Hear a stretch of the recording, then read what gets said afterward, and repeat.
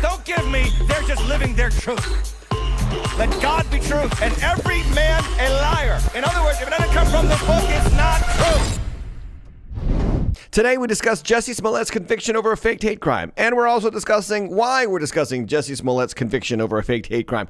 The fact of the matter is, dads matter. And we're going to discuss, is 007 now going to be non-binary? And what does that even mean? Plus, mask mandates are coming back as COVID is never going to go away. Welcome to your favorite night of the week. The Deep End is finally back on Tim Hatch Live.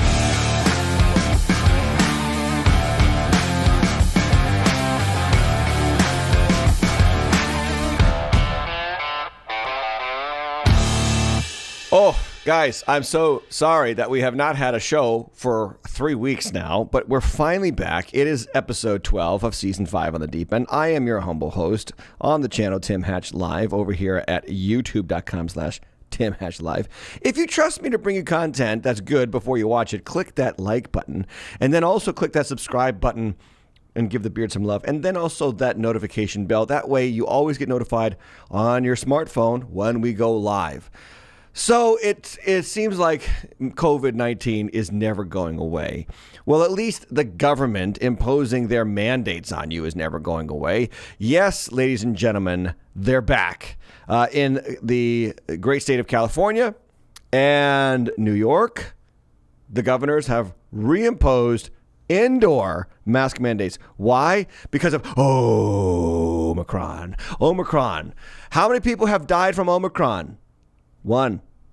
Yet, it's time for all of you to suspend your civil liberties and mask up indoors, no matter what. COVID's never going away. This is unbelievable. In New York, violators of the mask mandate could face fines up to $1,000, even though there's a lot of evidence that masks don't actually work.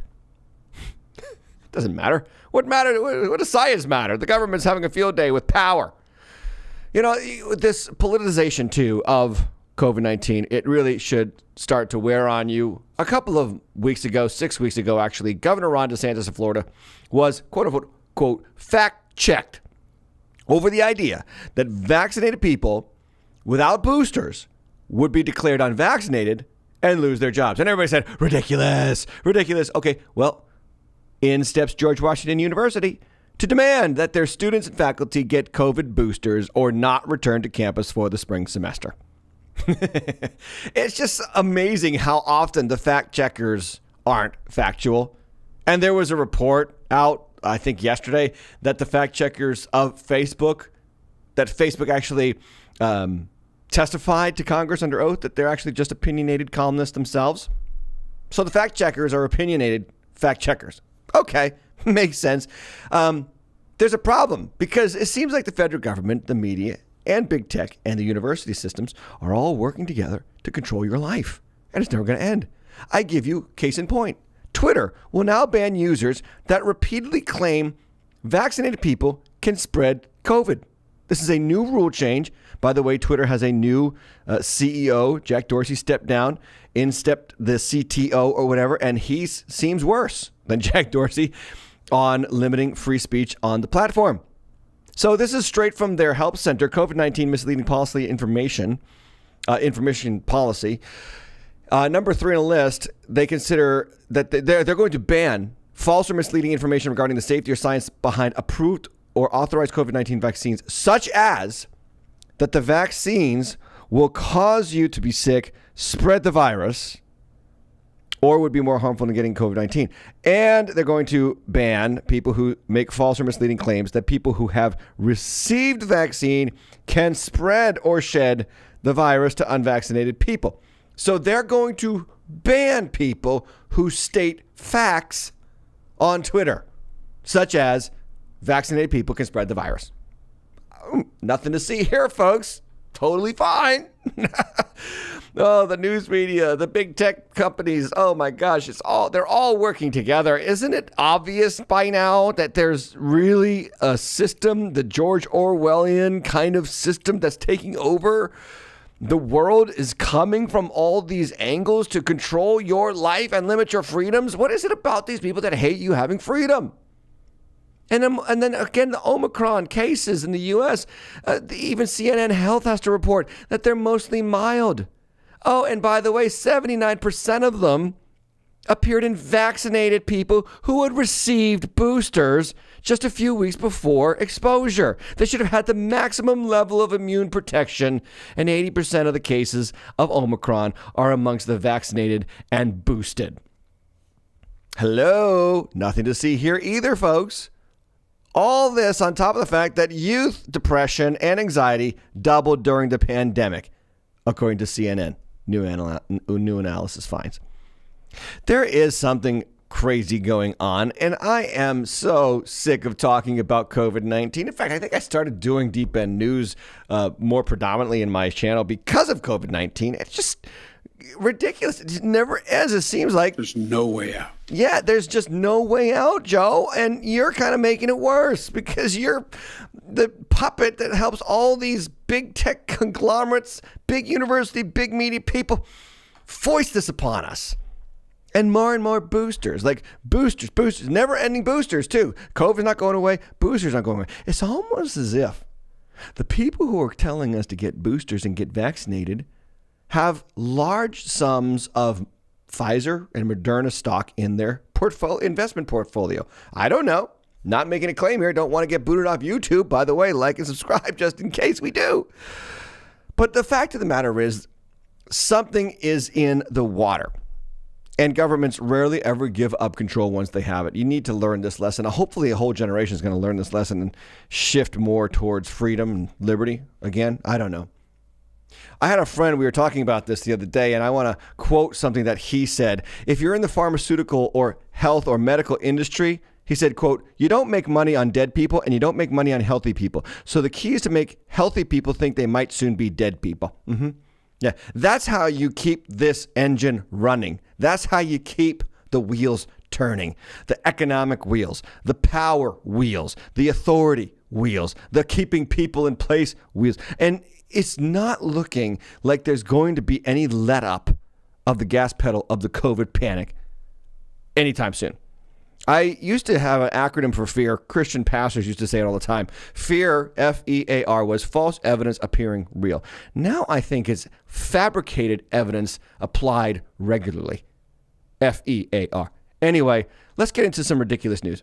Ridiculous. So this happened. A guy named Nick Stanley caught Joel Osteen outside of a restaurant. We talked about Joel Osteen last week on the channel. And he asked for a picture with the preacher. And this is a picture of them taking the picture. But evidently the guy was taking a TikTok video. And on the TikTok video, he says, you know, you're a piece of shit, right? To Joel Osteen on camera. Joel laughs awkwardly and he walks away. Now this kid gets all kinds of attention for this stunt. I mean, honestly, the guy, Joel Osteen, you know, I know he's a lightning rod. You either love him or hate him. And this guy gets 6 million views on this video. Then he gets fired from his job over the video. Then he launches 2 GoFundMe campaigns for homeless shelters in LA and in Houston on his notoriety. And I don't know how we got here. I don't know. Are we really this hateful as a culture that we start funds to help the homeless because we got notoriety hating someone in full view of the world? Is this where we want to be? I mean, here, the funny thing about it all is, did you hear what Joel Osteen said about the whole event? Did you hear what he said? Nothing. Which is probably the wisest thing he could have done. Don't respond to this crap. Don't give people more attention than they deserve. Joel might not be your cup of tea. And I know many people think he's a false teacher. I don't necessarily think that he's a total false teacher. I really don't. Some people are going to take issue with that. Maybe I'll do a segment on that on the deep end someday of why I don't think so. Jesus did say anyone who's not against us is for us. He also did say anyone who's not for us is against us. So he said both things. But I'm not about to hate someone who claims to love Jesus and declares that Jesus is Lord just because I want to make myself feel better about my theology. Anyway, first they find the $400,000 from the plumber in the wall, and now he's TikTok bombed.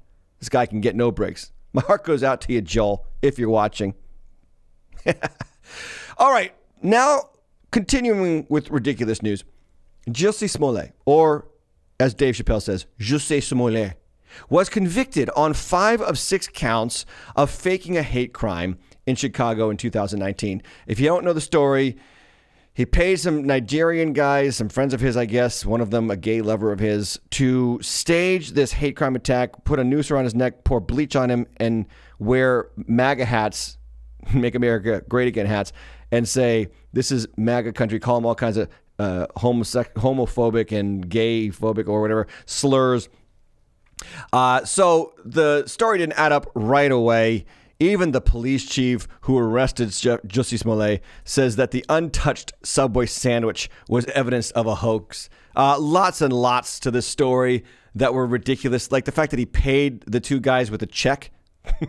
You don't pay people that you're going to hire to fake a hate crime toward you with a check. That's just not something you do. What do you put in the memo line? What do you, fake hate crime? Like, I mean, it's ridiculous. Anyway, he kept a noose around his neck until the police got there. Again, the Subway sandwich was untouched. And the other thing was that he went out at 2 a.m. in the middle of a snowpocalypse in the city of Chicago in January to go to Subway. Again, if you ever watched the Dave Chappelle take on that, it's hilarious. Filthy, again, but hilarious. It received a ton of attention. He received a ton of attention. Everybody logged on Twitter to give him thoughts, prayers, condolences. Kamala Harris, Bernie Sanders, Joe Biden, AOC, Lori Lightfoot, Mayor of Chicago, Cory Booker, Eric Swalwell, Rashida Tlaib, Joanne Reed. I mean, the usual liberal progressives, foisting the homosexual agenda on us incessantly. But even President Trump offered his sympathies. And the question is, why did he do it? Why, Jussie? Why did he do it? And that, ladies and gentlemen, is why I want to discuss this whole case. I don't want to harp on Jussie Smollett. I want to answer today from a pastoral perspective of why he did it. And that brings me to the deep end commentary. When you don't know what to do, or what to believe, when you need commitment to truth, turn to the deep end commentary. The deep end commentary today is simple. Here it is. And I am taking a big risk by saying this out loud on a public forum. Are you ready? Men are necessary. Yes, men. And by that I mean biological males born with a penis are necessary. And this is almost hate speech today. But this, my friend, is why I think that Jussie Smollett, I'm sorry if I'm slaughtering his name, I don't know how to say it, are necessary. And by men, I mean dads. Okay, go to Wikipedia, search Jussie Smollett, you'll find this. This is what I did. It took me 3 seconds. On his Wikipedia page, look at it, highlight a portion there. His father was absent from his life for a significant portion of his childhood. Dads matter, ladies and gentlemen. And we are seeing the scriptures come to pass in our day and age. The mass confusion of human sexuality, the lies being foisted upon children in the public school systems and the university systems of our culture, the handing over of our culture from a culture that used to represent family values and the traditional mother-father relationship to a culture that has abdicated the foundations of the Judeo-Christian ethic and it gone over to a muddy, sandy foundation of sexual morality, redefinition of the family, and even biology.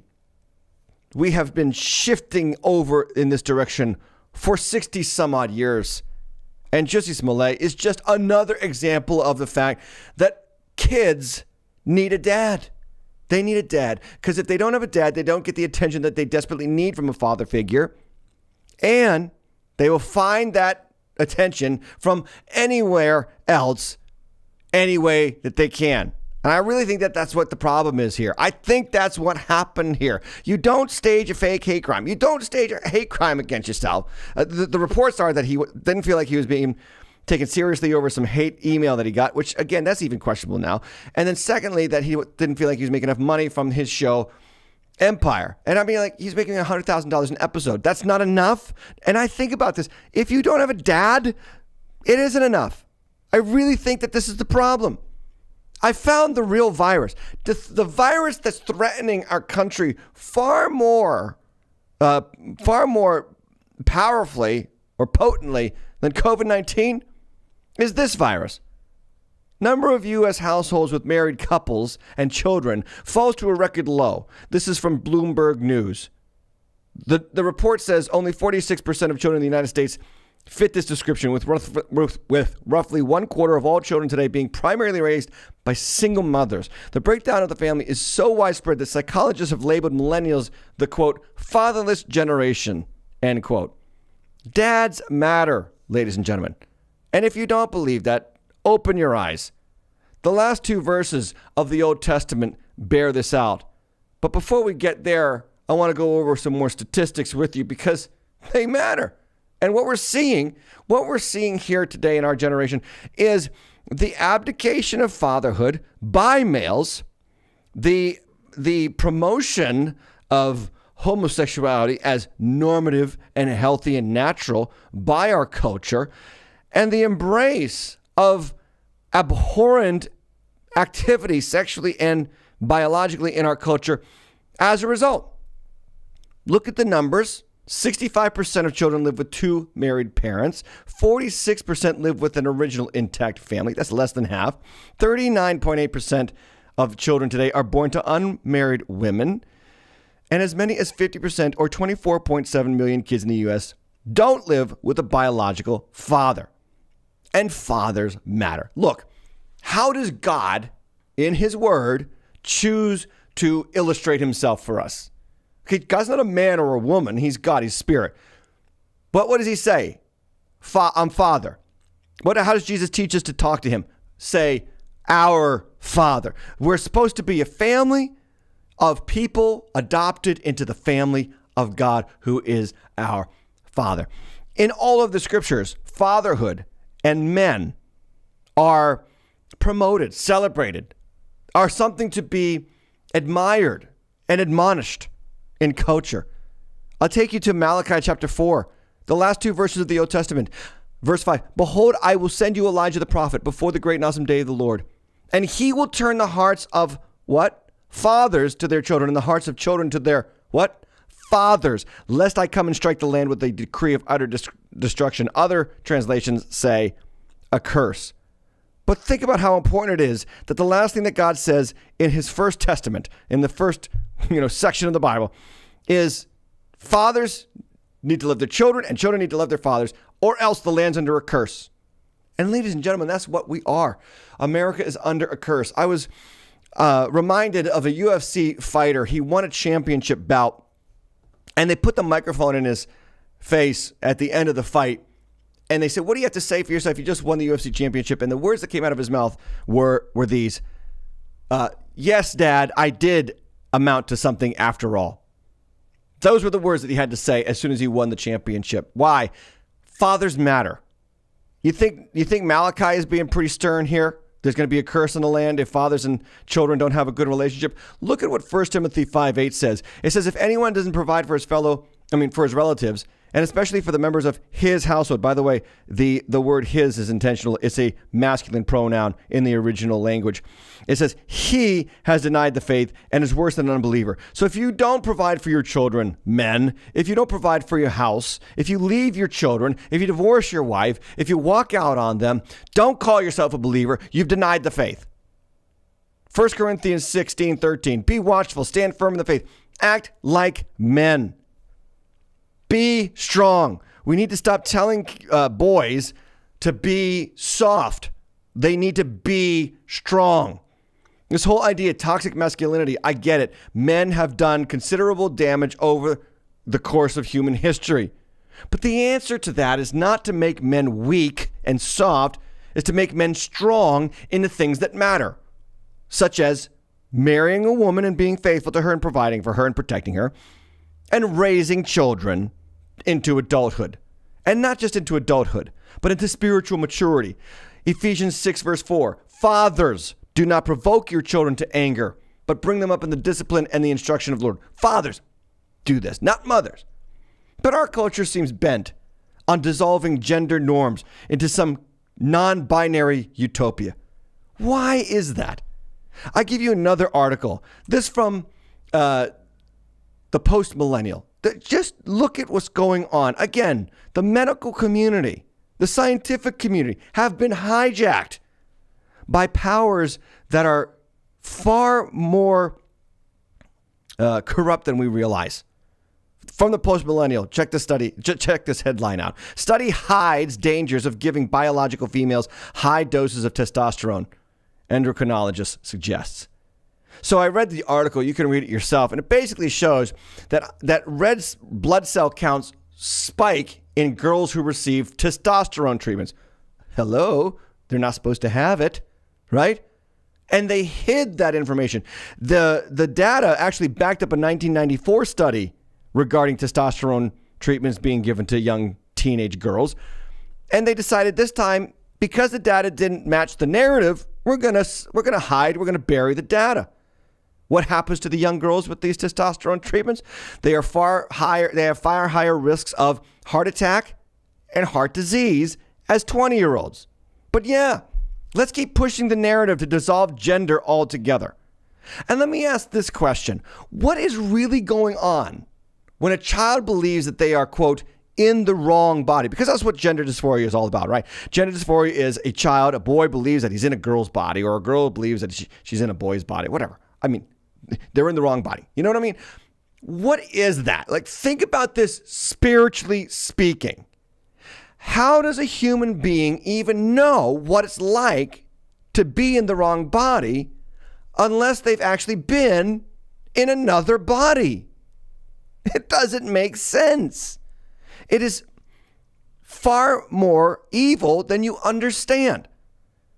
Perhaps, and let me suggest this as a pastor, whatever is in your body making you feel like you're in the wrong body was previously in someone else's body at some point and has convinced your spirit that you're in the wrong body. Pastor, are you talking about demon possession? Yes, you're darn right I'm talking about demon possession. And I bring you evidence of what I'm talking about. This choose your pronoun nonsense has gone so far. There's even a whole section on TikTok dedicated to having demon pronouns. Yes, demon pronouns. 10.5 billion views of kids logging on and talking about the fact that their pronouns are demon or legion or demigod. I mean, this is where we are as a culture right now. And you want to tell me that this is just normal? You want to tell me this is just natural? No. It is supernatural in the wrong way. It is spiritual, and it is evil, and it is corrosive. And it is part of the curse that Malachi chapter 4 talks about. When we devalue fathers, when we make them out to be morons on the screen, when we make them out to look like they're stupid idiots, and literally the dog in Family Guy is smarter than the dad. This is where we go as a cult. This is where we go. Back to ridiculous news out of the Daily Mail. 007 could be non-binary.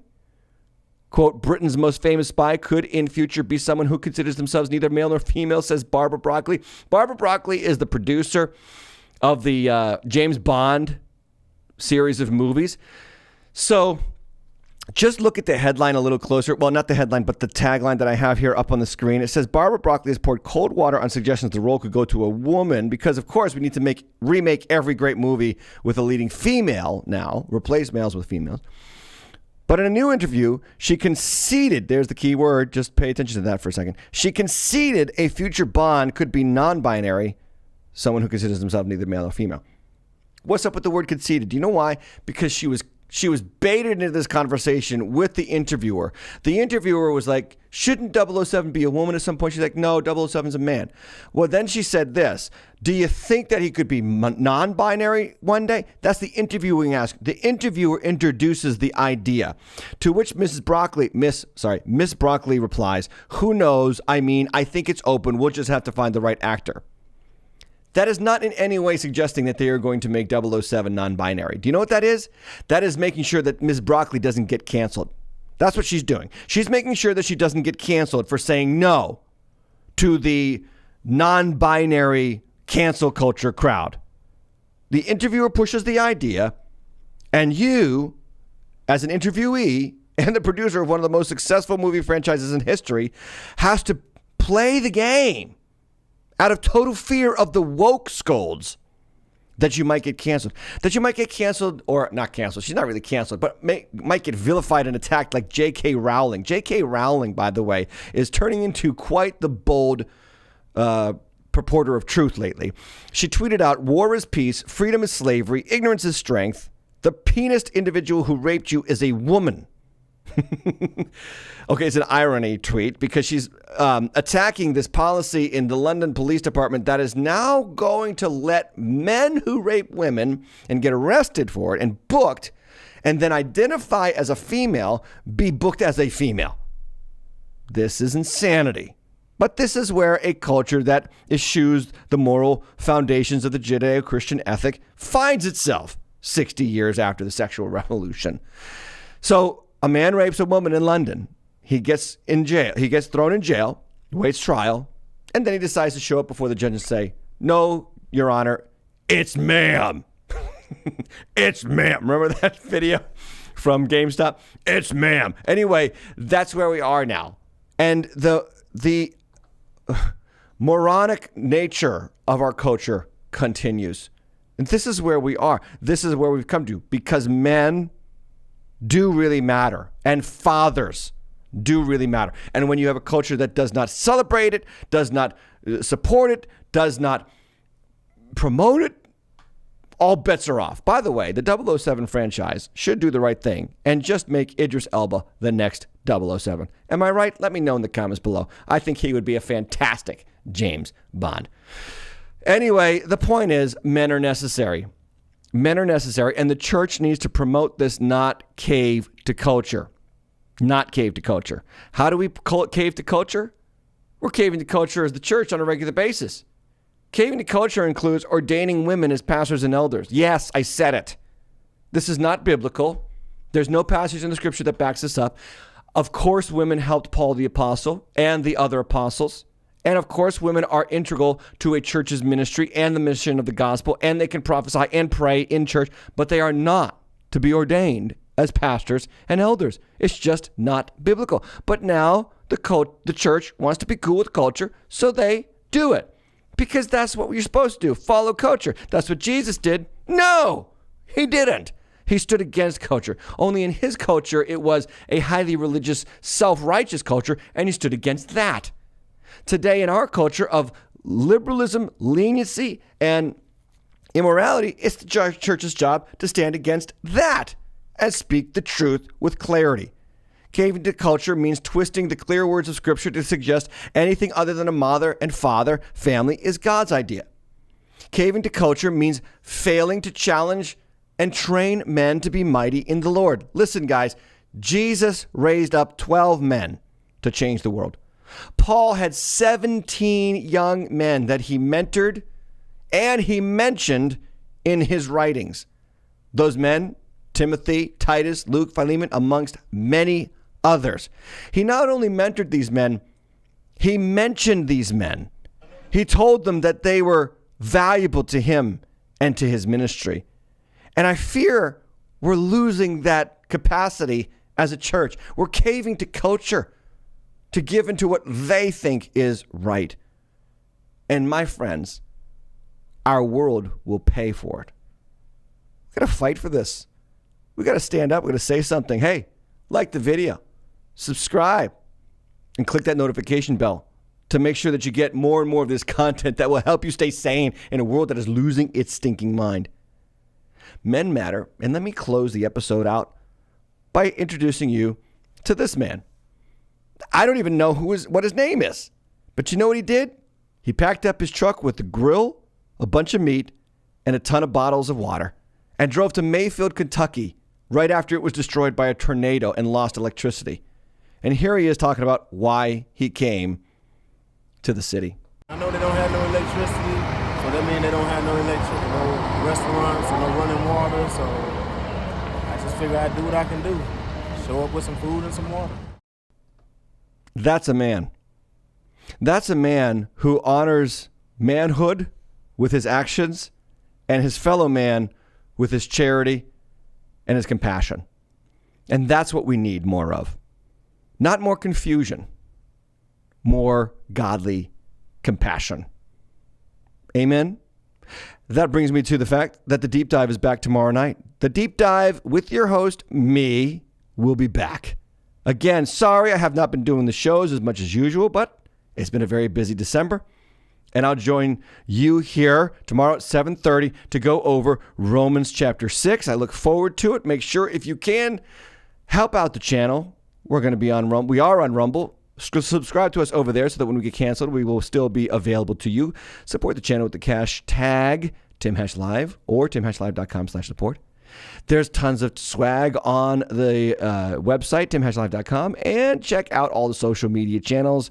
This was The Deep End with Tim Hatch. I'm so glad that you guys are here. Make sure you're back tomorrow night at 7:30 p.m. for the deep dive. And if I don't see you before then, Merry Christmas.